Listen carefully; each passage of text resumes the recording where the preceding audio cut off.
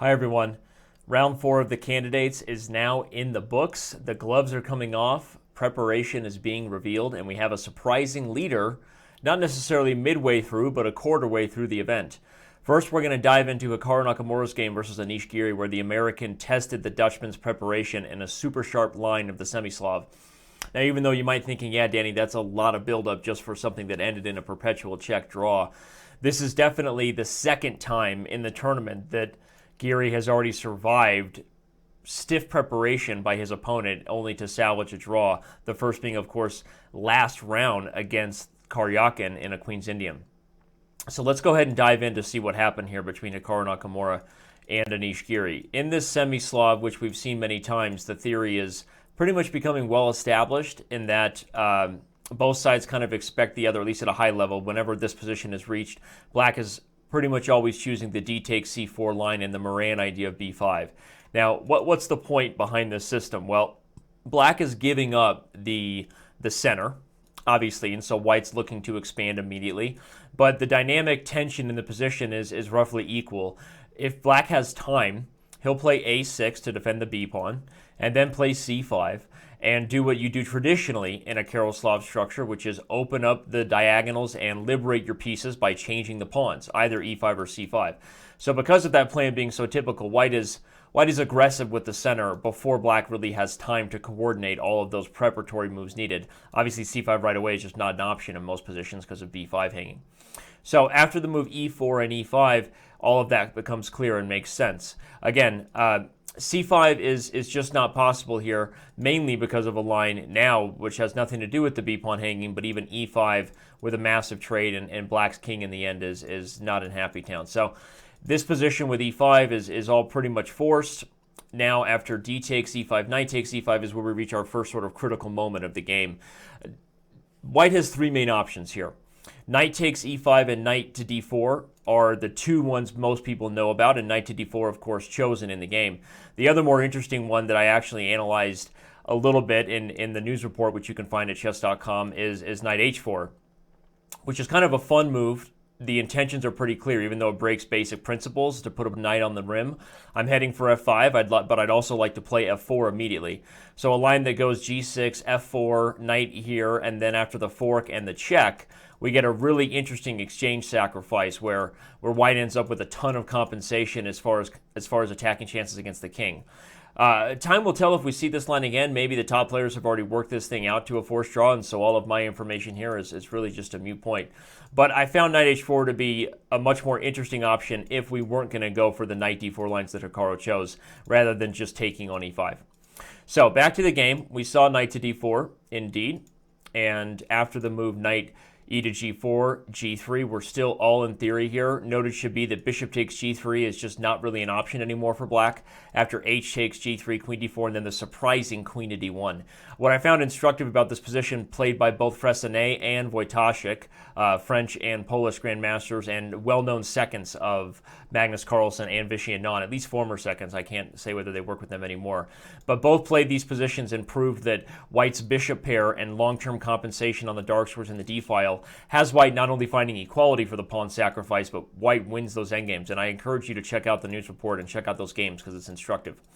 But, of course, bishop takes g3 not played, rather rook e8, and though that move order itself isn't that common, the truth is the position we've reached right here has been played many times before, and after g6, h3, knight e5 is where we get our first big moment where the preparation started to be revealed. Again, the thing about these candidates events that is so exciting is that the gloves have come off. In my intro, I joked at it, but it's really true because it's time to really test your opponents, test your peers. These guys play each other in events year-round, not necessarily always going in for the deepest of prepared lines. I don't know that's always true. I mean, they play for a lot of money in other events like the Grand Chess Tour and other things, but in an event like this where you're getting ready for a chance to play for the World Championship title is where things are really going to get exciting. And with all three draws, we had a similar pattern, once again, of three draws and a single decisive result, which we've had in all four of the first rounds in Moscow. we've seen those things happen where a draw happens, but not because it was lame, but because it was really exciting, and one side knew the preparation just as well as the other, and there you go, Bob's your uncle. So that's what happens here. Knight h6 check, king to g7. Now, the one thing I did note in the analysis is I wonder if the next time we see this, we might see bishop g5. The advantage to my move order is that now there's no king to g7 to guard the knight on f6. And, okay, something silly, I don't think this would happen, but if bishop g5, knight f to d7 was played, you'll see in a position here in a moment that check and then f4 is basically just winning for white on the spot. So black would have to find another way to deal with the knight being threatened, probably by taking f5, and we're going to get a mess of a position where this king is exposed for the long term. So that was one line that I looked at that I wonder if we get this position again, if we'll see. But the main game with knight h6 check, king g7, and then bishop g5 is what we had.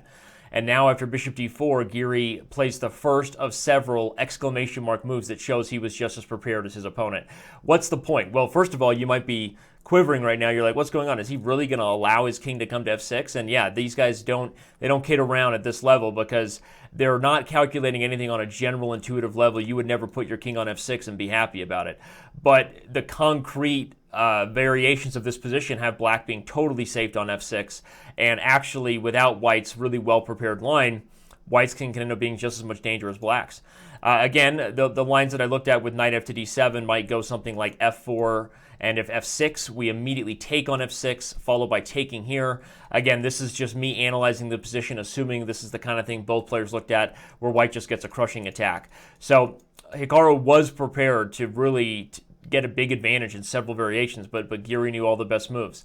So not knight f to d7, but bishop to d4, allowing the king to come to f6. Probably at this point, Hikaru sees the writing on the wall, because this isn't a line you go for lightheartedly, but there's still some chess to be played.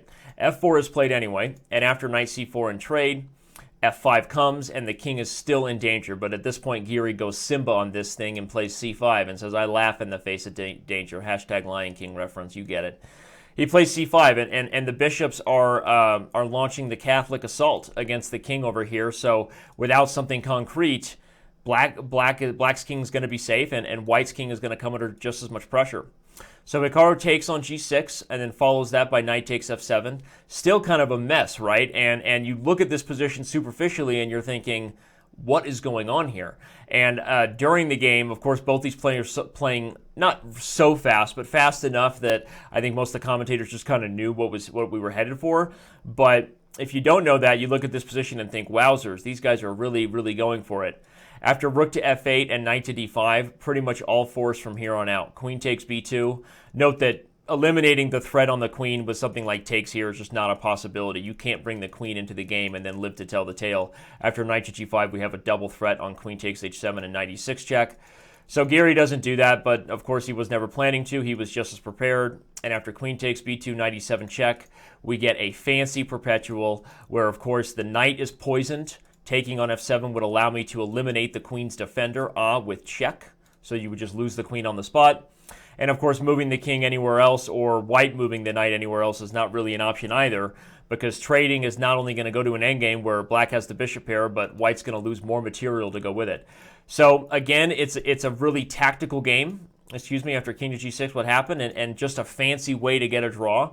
But as Hikaru said after the game, he said in any opening, really, you just have to prepare and hope your opponent didn't prepare as well. That's kind of what they went for. And Giri made a comment that with Shirov failing to equalize against him, this is an important game theoretically for Slav fans. And I agree with both comments. I think the game is instructive and theoretically important. And sometimes these candidates tournaments change the course of theory as much as the World Championships do when all these guys are showing all their hands. So back to our pairings board, we're going to move on to the next game where the Russian put pressure on the Armenian for almost the whole game. We're gonna show the critical moments we analyzed where I thought he really had chances to convert better than he did. And with that, let's get prepared to just jump right in. Now, what's funny here is when they started the game, there was a small they might be going for the exact same English that Levon just won with over Topalov.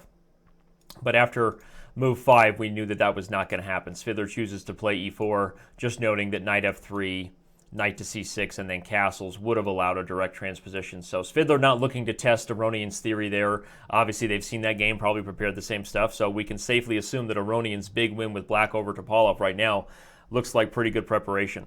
So Excuse me, I drinking water after lunch, and sometimes that's what happens. But let's take another sip right here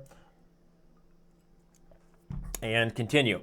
So after e4, we might be bluffing at a Botvinnik structure in the English, of course, if black wants to allow it. That would be if any other move is played here and the knight comes to e2, supporting c3, avoiding double pawns. We're going to get a Botvinnik structure, but probably offer white a pretty safe and lasting edge and just not as fun. So Aronian takes on c3, and this was not necessarily well-known theory, but up to this point, the position was one that both players knew about. As Svidler said after the game here, Aronian played knight to c5, an improvement over the previous game played between, I believe it was Giri and Anand. That's right, with d takes e5, and after bishop e4, white did find a slight edge in this situation with the two bishops, and all the pawns fall apart, but there's pressure on the diagonal. So black not interested in that.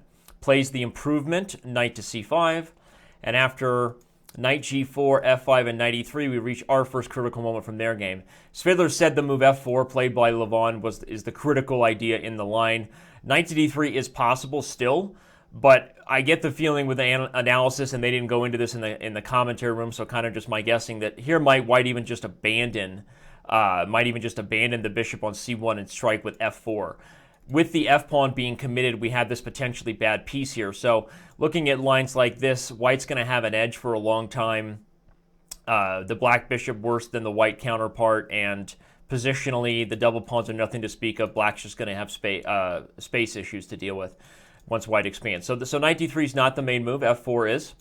After d4, we get a series of trades that are pretty much forced. You can analyze it more. Again, check out the analysis at the news report or do so at home with your own engine, as I did before preparing these videos.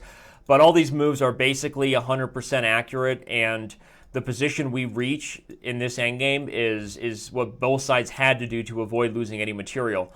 Now, I say losing any material while white is down a pawn, but the lead in development, the pressure on the b file, and the quick threats that white's able to generate here leaves him with plenty of compensation. So not really a significant material advantage. But already, given what I already know about the game, having looked at it deeply, you could argue that if we are to see this position again, we might already be able to consider the chance for some improving moves, whether those are rook to b1 or bishop to g5.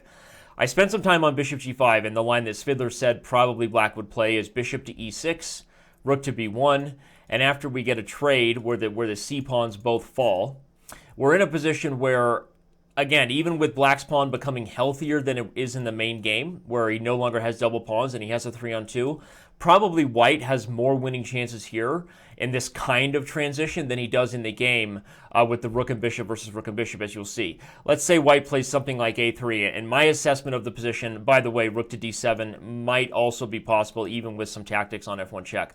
But let's say a3 to be safe, and what I commented on was that me and the lizard went to town in this position, that's Komodo if you don't speak French, and analyzed that probably the control over the d-file and the misplacement of the knight combined with the bishop pair is actually more dangerous for black to deal with than what ends up happening in the simplified version of it. This is a really tough position to find improving moves for black. White just owns all access points, right? The e-file closed, the d-file closed, and the knight being out of play. So further games may have to reveal whether or not there's enough practical chances. Both players kind of agreed that with computer analysis, this endgame is probably equal, but Svidler felt that it was worth a shot in a practical game with the pressure, and I tend to agree. I think that line might have offered more. Because of that, Aronian said he might have just played h6 on bishop g5 instead of bishop e6, and then we might have just transposed with, once you'll see bishop f4, it'll reach similar positions to the game where this bishop ends up on d6, sort of blocking the rook's advantage on the d-file, which I highlighted, I think, is one of the key points for white to play this position for a win. So maybe Aronian's h6 would just save the day regardless. But bishop f4 was played, and after knight to d7, we have bishop to d6. Analysis here shows there were a couple other main alternatives. We're going to focus on a4 since it's the most dangerous. g5, which, at least as far as I see, wasn't mentioned by the players or the commentators, but from looking at the position, it seems like it's almost forced. Why? Well, let's say if we don't play bishop to g5 and, we don't play pawn to g5 and play moves similar to, let's say, knight to b6, which, that's actually the game. So after I'm trying to analyze my way through a lot of variations here. This is why we have MVL and me and do this way ahead of time.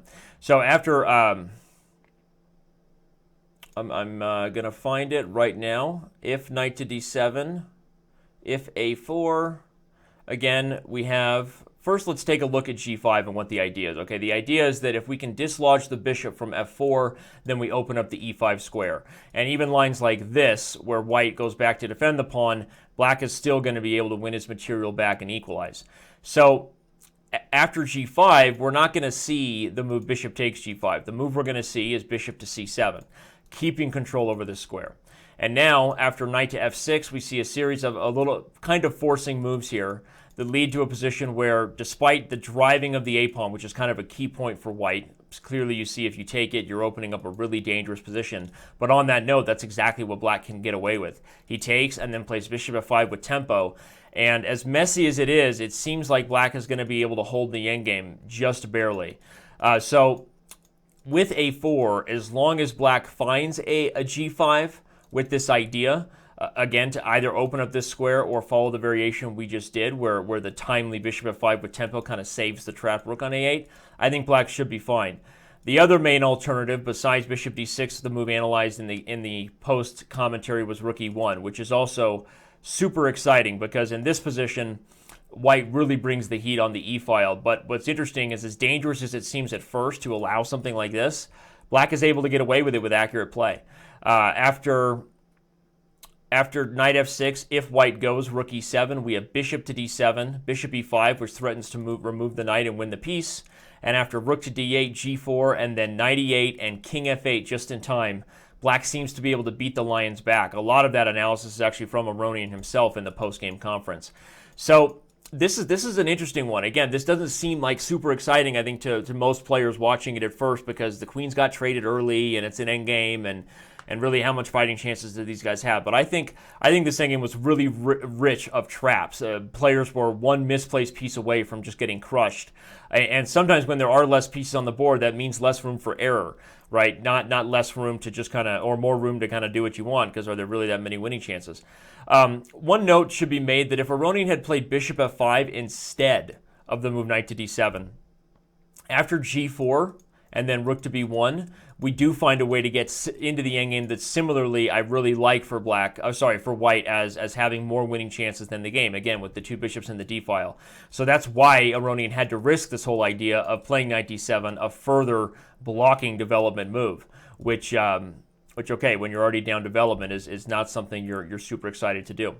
But after bishop d7 in the game, we had bishop to d6, and the game continued with knight to b6, rook to e1, and bishop to d7. Now, after bishop takes c5, probably this was the first moment where Aronian made a mistake that he didn't have a chance to from Svidler. And that was rook to e8. Probably the best move was knight takes c4, recommended by Svidler. And after rook to e7, rook f8, the key is the tactics on f3. What do I mean as well? If rook takes d7, black's day is saved by Forktown on e5 between the king and the rook.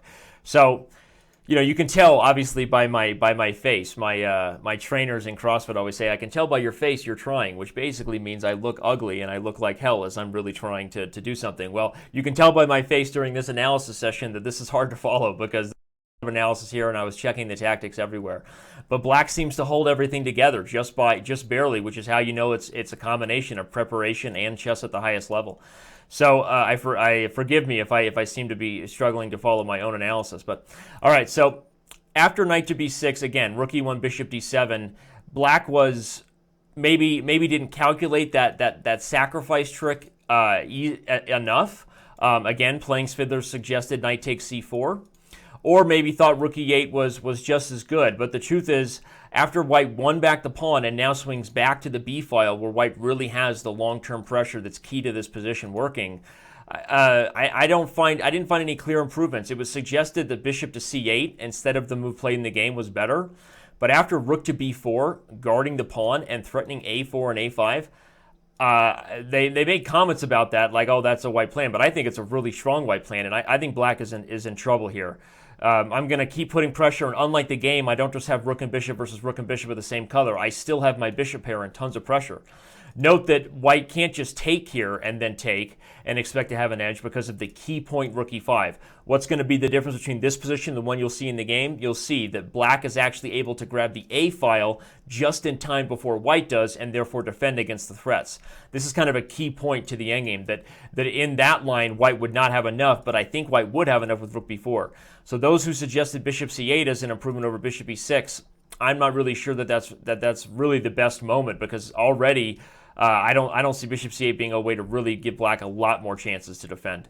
But here, after Svidler takes and takes, you see the point that because black lost that tempo, now on bishop c8, rook b4 is played, admittedly missed by Aronian afterwards, and the key point again is that rook e5 is met by rook a4, and white's winning chances are now going to continue until kingdom come, because black doesn't get that ideal defensive setup, sort of putting white on his toes to defend the pawns. Amazing how just a single tempo, right, changes the game. And of course, that's said to be true for chess at every level, and everyone likes to think they play chess at that high of a level, but the truth is most of us don't. These guys do, and it's really amazing to see it when analyzing it too, and you really start to get a grasp over all the intricate details here. So again, I think the critical moment for Aronian was actually just not playing knight c4, not rook e8, because here I do like the winning chances that Aronian got in the game, and even though he was not able to convert, this was a ton of pressure. King f7, rook a8, bishop f5, and we see the good Russian technique with bishop e2. What's the point? If you play the immediate rook b8, which seems like a ton of fun, right? A bucket of berries right there, how you guard the pawn. Well, the difference is now I have bishop d3 at the key moment, and then back to a6, and everybody's happy, guarding each other. So Aronian does not get that opportunity because of the good Russian technique with bishop to e2.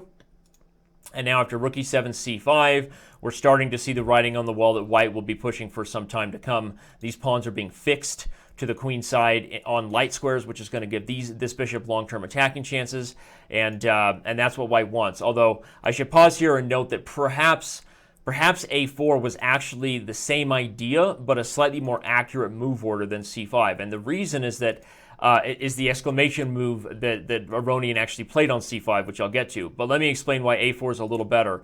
It was a comment made by Grandmaster Moroshenko, and he said that after a4, king e6, and rook to d8, blocking the king's entry point, that this might leave white with more winning chances. A line that might show that is that if rook to d7, trade, and then c5, locking the pawns, white gets to block the king out of the center just in time and should be able to play tickle with this position, trying to find a way to work the bishop around for a long time. If that's not enough, rook to d7 can actually be met by rook f8, which is the move that the lizard liked for a while. The difference being that a trade on f7 might bring the king a little bit farther away, which helps white's chances even more. So you'll have to check out the analysis at chess.com/news to see the full details. To keep things moving along here, I'll say that I agree that rook d8 offered slightly more chances. I still lack a 100% clear winning plan for white, but it seems like that would have been more accurate. So the point is that once Svidler played c5, he had analyzed the king to e6, and after bishop to c4 check, so king to f6, he had analyzed king to e6, and after bishop to c4 check, and then a4, we see the problem that the e5 square is sort of being fought over by the king and rook, because what black really wants here is to move rook e5 so that it can take c5 with tempo. Well, what Svidler miscalculated was the move played in the game by Aronian, which is king to f6, very strong. The difference is, if you can go here now, but then I play rook e5, and if you go for my b pawn, I get your c pawn with tempo on the bishop. If you don't go there, and you're not restricting my king from coming over, then that's exactly what black is going to do next, is bring the king over.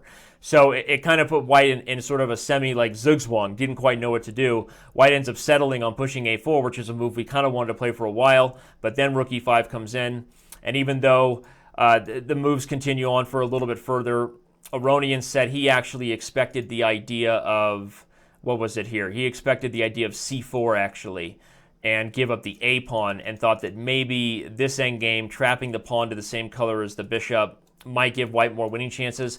I tend to not buy it, analyzed it with the engine, and I think the rook is active enough hitting the pawns that black should be okay. So after that, and the fact that it wasn't played in the game, we see our draw, and the analysis of this endgame finally will come to an end, with both sides will eventually have to deal with the other's outside pass pawn, and it should be easy draw.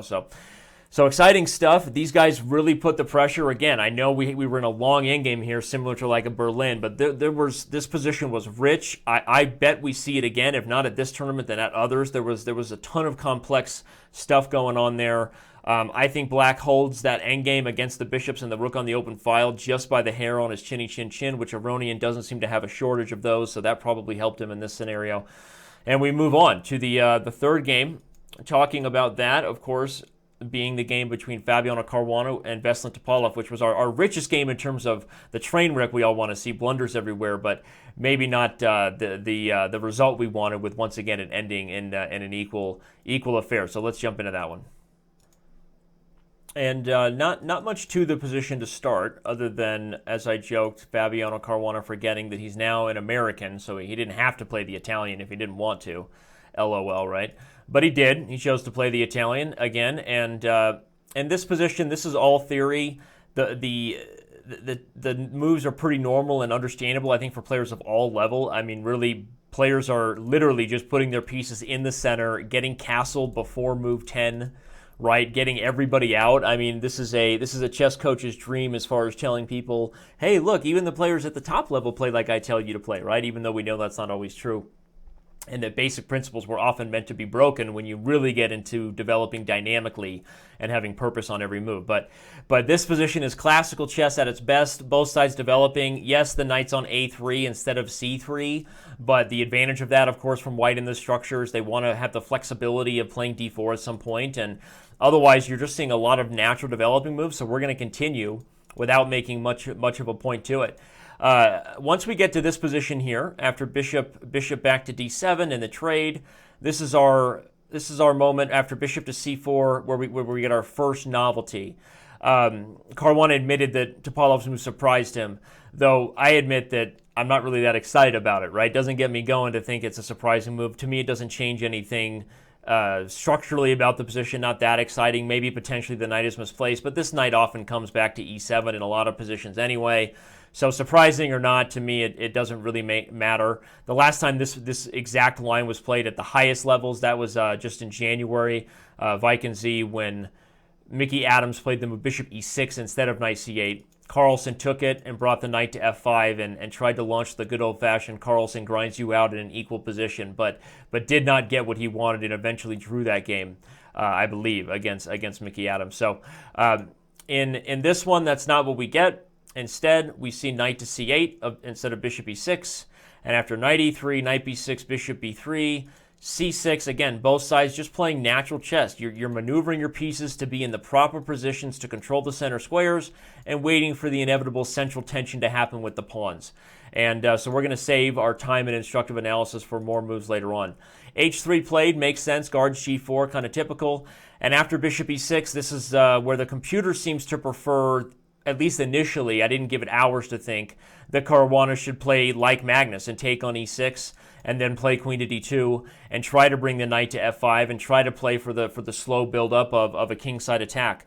Sometimes it can be really effective, even without a ton of minor pieces. If the knight comes to f5 and if white has all day, you can still see pieces come to the kingside with gusto. But Black will look to play d5 in some of those positions and find equality in other areas of the board. So Caruana didn't want it. Maybe just didn't think Magnus got enough in that game. Certainly he's seen it. And played bishop to c2. After queen to c7, d4, knight to c4, this is all pretty standard stuff. One of the reasons why Black wants to trade off a set of minor pieces is he doesn't want to let white close up the position and have all these pieces wrestling over just a couple squares. The point is, if you feel like you're going to have less space, a minor piece trade can help you out a little bit. And so that's what Topalov goes for. After rook a to d8, rook a to d1, we're getting toward our first critical position of the game. I analyzed, and I'm just going to make note of it here, that I thought knight h5, which was an interesting try. At this point, I feel like Topalov, if anything, had played even more perfect than Caruana. I think maybe next time people go back to kind of the way Magnus played it, because I don't know that this is a huge advantage for white. Nothing to write home about. So if Topalov wants to put a little bit of pressure, I analyzed a move like knight h5. Obviously, I know I have a bias toward trying to desperately create a kingside attack where one probably doesn't exist. Okay, I admit I have a problem. Hi, my name is Danny. But at least it's not that simple here, because here's what I looked at. If if white does nothing and I establish my knight on f4, well, now you have trouble playing g3 forever because the h3 pawn falls. And if you play king h2, I play bishop e6, and I think I can keep it that way.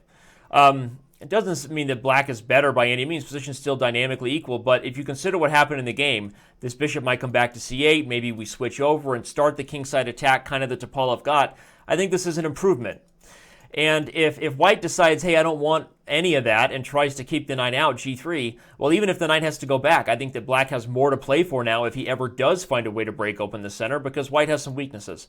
So that was what I looked at with the lizard for a little while, but not to be seen in the game. Instead, we saw bishop to e6, and after the move, queen to e3, b6, knight to d2, with intentions to either relocate the knight this way or maybe play f4. This is where we get our first mistake, and Caruana's real chance to flex muscles against Topalov.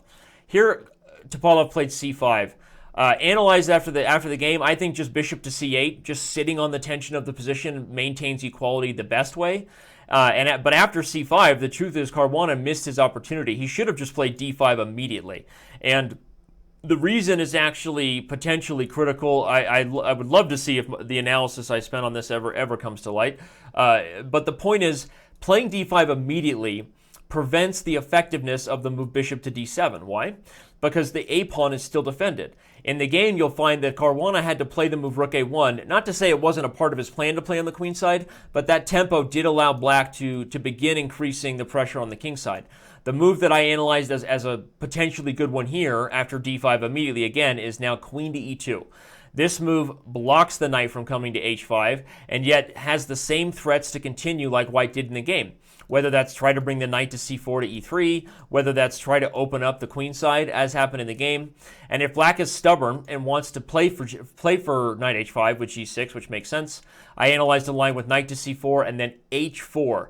The computer helped me, but this is a really nice move. The point is that, yeah, it's a little slow, but now I threaten to play g3 and win the pawn, so black defends it. And when we kick the knight and then go back, all this tickle, what does it mean? It means I've established a very clear goal. I've kept the knight out of my king side, and I've made it nearly impossible for them to play f5, because doing so might end up just losing the knight in the end, or just be really tactically dangerous for the king. So I'm in no position to criticize players of that level at all, and I certainly don't have a feel or understanding of these positions even comparable to them. But I do think just with the help of Komodo and with seeing how the game goes, it's pretty fair to say that some inaccurate move orders were played, and it might have cost Fabiano his initial chance at an advantage. But let's continue, because the truth is he did get a big advantage later on, even after bishop to d3. Rook to e7. What happens in the game, as I said, is black gains that tempo, which gives him the time for this plan, which in my mind gives him the time for this kingside attack that he develops to be a little more equal. But with all that said, there were still blunders under time pressure, so we got the train work we were looking for. I'll note here one more time that I think bishop to b5 was also a mistake. I think it's the wrong diagonal for white. I think that white should just play bishop to c2 and sit, and sort of call black's bluff and say, look, you're going to play f5. I'm going to end up destroying your light square protection by trading the bishops, and I'm going to own the light squares. Don't believe me? Here's what I analyzed. After f5 takes, first of all, you can't take d5 because bishop b3, boomtown, pintown, hashtag ouchtown. And if you take f5, I'm going to trade and then solidify d5 so that I can play knight e4. Definitely an edge for white. Clear edge, I don't know, but definitely an edge. One of the lines I looked at with rook g5 is actually g4, because moves like h5 can be met like this, and this rook finds itself completely out of play. White's going to execute some serious business on the b file. So with a clear edge there that the computer agrees upon, the other option might be after takes to play this funny move c4 the computer liked for a little while, and then we started looking at queen to b6 and realized that no, this is actually also at least a slight edge for white, if not more. The tactics can get weird if takes. The whole point for black is that, you know, at the end of some of these lines, black can win back pawns with checks.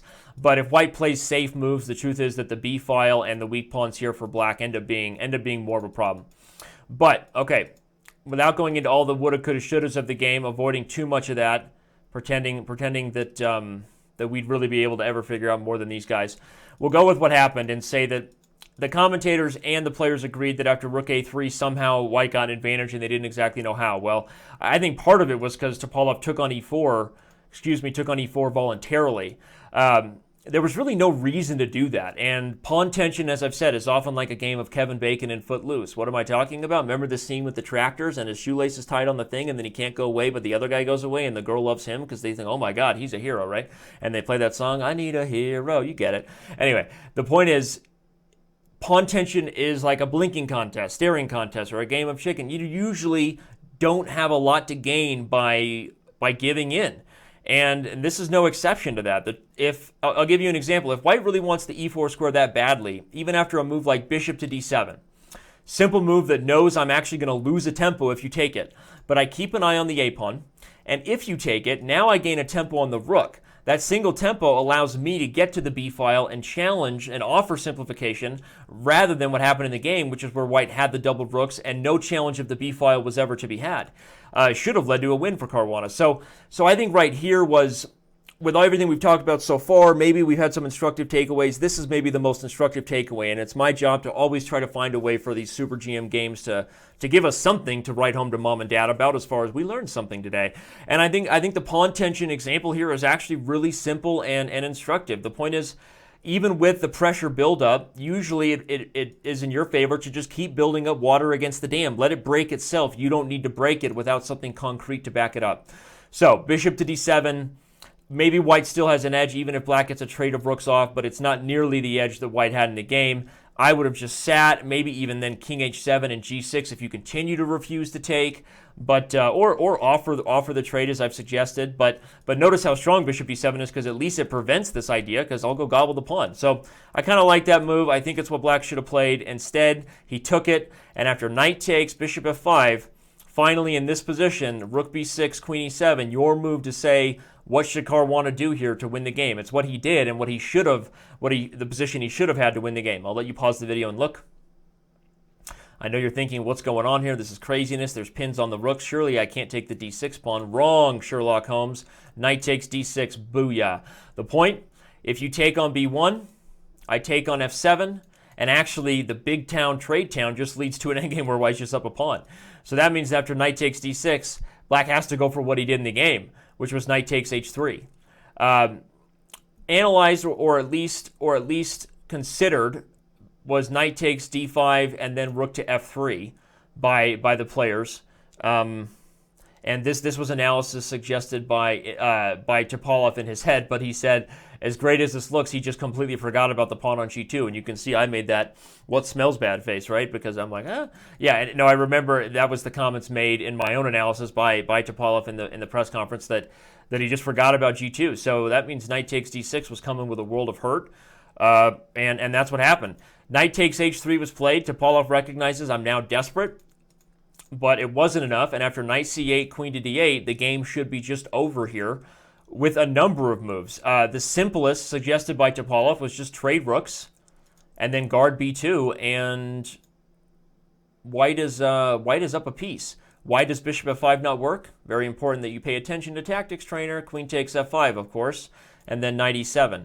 So that would have been the easiest for Fabiano. There were some other moves too, but he retreated to he brought the other rook into b5, and then he admitted after the game to have his own brain fart, so to speak, after Topalov talked about the pawn on g2. He said he thought he was up 2 pieces, so he's like, oh, rook 1 to b5, that's not bad. I'm only giving back one of my pieces, and then I'm simplifying. You're giving back your only piece advantage, and that's what happened. So really sad, actually. The American could have just traded. Again, the point is that after takes, if the queen takes, you're no longer attacking my knight twice. I have rook b2, and as I established, bishop f5 doesn't work. And if you take with the rook, well, now you're not even attacking the knight enough times, so rook to b8 and rook to b7 are both moves that I think win. So just tough stuff for Fabiano. Blunders right back with a hallucination.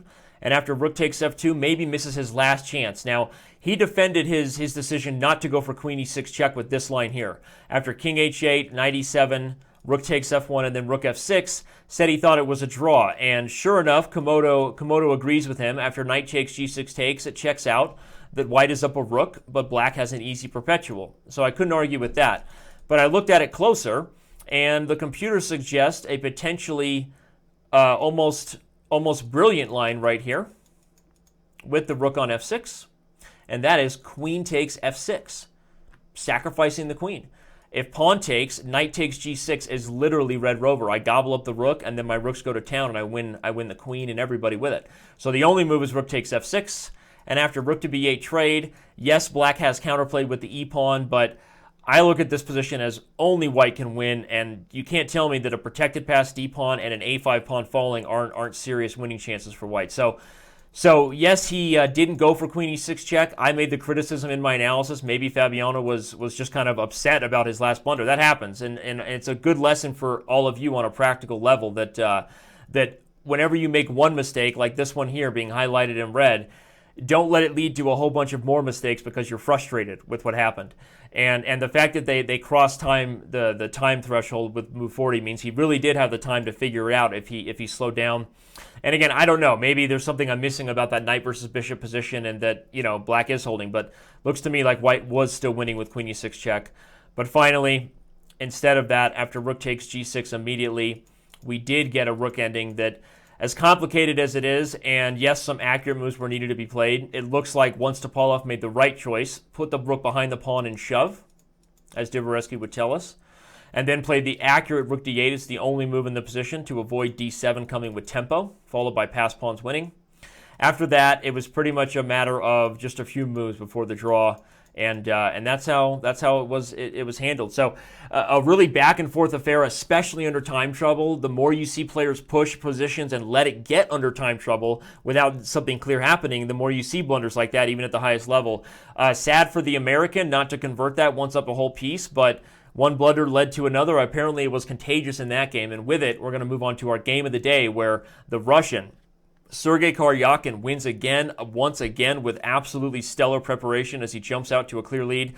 But I'm not going to explain it. Instead, I'm going to show it, and let's jump right into that game.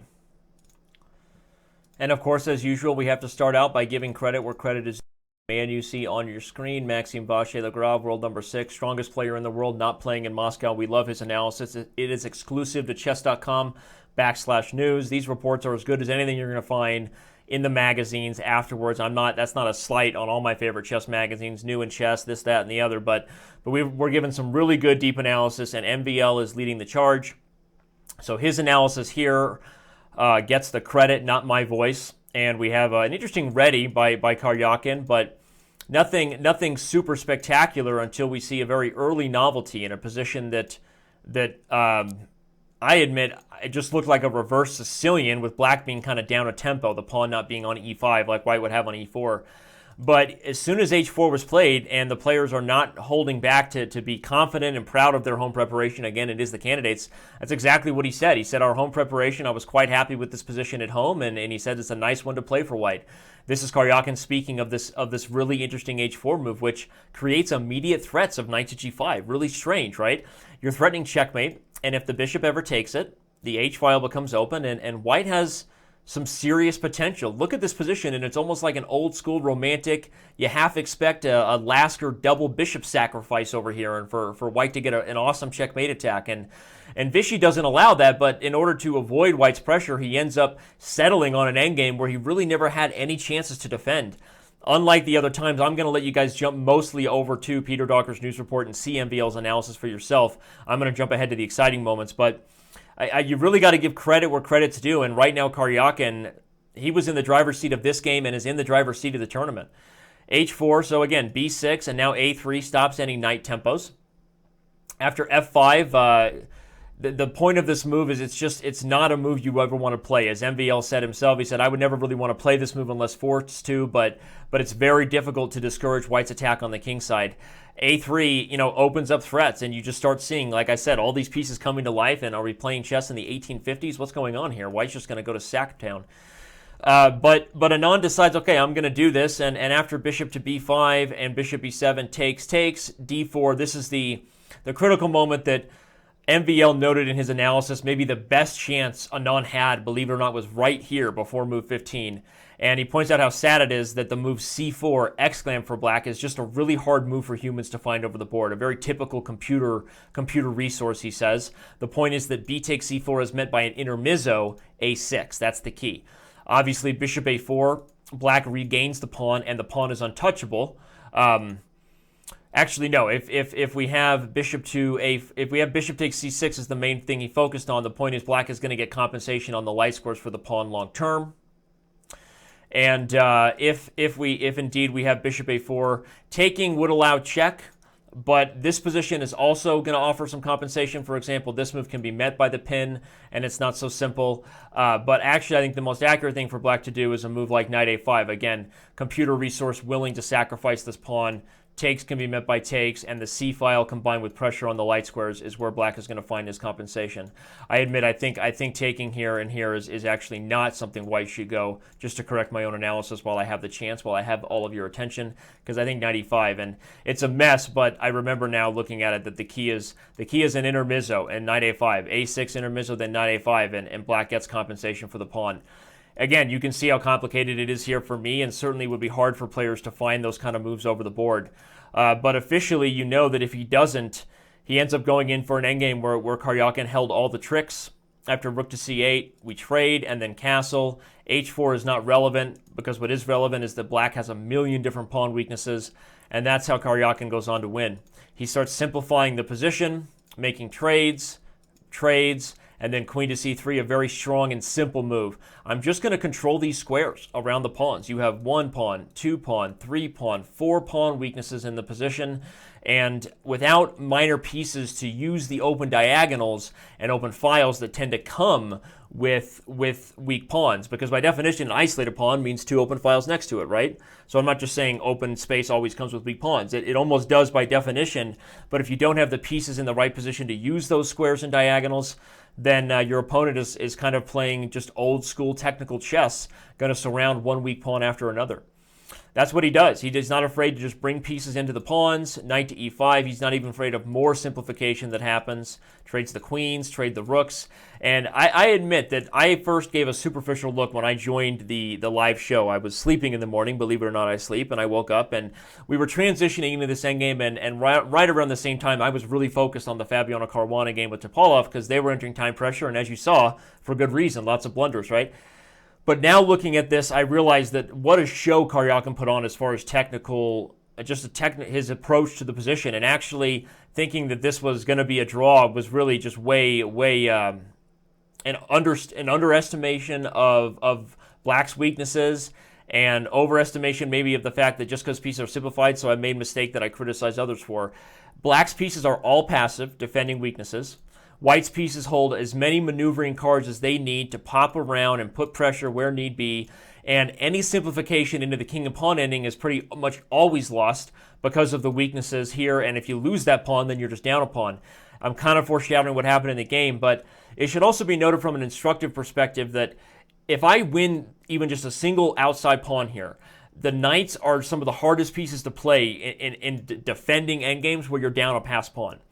If you're down a pawn but everything's on one side of the board, just 3 on 4, the knights can hold a lot of those positions kind of like rooks. But pass pawns are not the knight's friends. And so if you're evaluating a transition to an endgame where your opponent has the potential to play tickle and maybe win themselves an outside pass pawn, be very careful, because that's exactly why Karjakin is going to win this endgame. King f6, he brings the knight back. He's already preparing to improve it. After rook to c7, we have to make the final note that perhaps the move d4, sacrificing his weakness for some activity while he had a chance, was Anand's best chance. The difference is that if something like this happens, here we're only down a pawn, but it's not an outside passer, it's a center pass pawn that the king can deal with. As I just said, pass pawns aren't the knight's best friends. So that might have been Anand's best chance. He's still desperately fighting for a draw, plus Karjakin can play rook a4 instead of trading. And again, he's going to push this position from now until kingdom comes. So Anand would have to show some technique. But this is probably his best chance. Create a situation where the pieces get active and you get to play against a central pass pawn rather than an outside passer. Again, in the game, that did not happen. Black did not play d4. Instead, Anand played rook to c7. And after rook a6 check, knight f4, and then the pressure coming to the pawn, Anand never really has a chance. As I said, the knight has a goal. We want this outside pass pawn. That means black has to start playing even more passive moves. One passive move leads to another. And in this position, black blunders with the move rook to b6. It is a blunder because it just makes the job so much easier, but it's hard to suggest other moves. Again, just a super dominant rook, super dominant knight, weak pawn here, weak pawn here. Anand misses his best chance to just give up the pawn. And if white has nothing better to do, bringing the king in can pretty much be done totally safely. So why is rook to b6 such a huge blunder? I'm going to let you guys pause your video for the second time of the day and try to solve it. I know you're tired. I know it's been a long day, but you're going to learn more from these guys. If you pause it, solve it. Okay. The move is rook to d7, exclamovich. Why? Now you can't stop the king and pawn ending. That's why. After a6, knight to c3, I'm not only threatening to take on e7 and then win a whole piece, but even if you play, rook to e6, I play knight takes d5, I've won a pawn, I will then simplify everything on e7 and just win the king and pawn ending. So big problems for black as soon as he was just on the defensive with weaknesses, and it shows you that Dvoretsky always knew what he's talking about. Look for activity. So if Anand had one more chance besides the really nice find by MVL and with the move c4 on move 13 that I showed earlier, back in this position, it seems that the last real chance was right here with d4. After that, Karjakin's technique has been amazing. We check the standings and we see that he's earned his spot right there. The clear lead, Levon Aronian in clear second, a few players at 2, and then Hikaru Nakamura and Veselin Topalov still bringing in the rear. So as you can see, the round 5 pairings are actually set right here, and the matchups we have for tomorrow, as you can see on your board.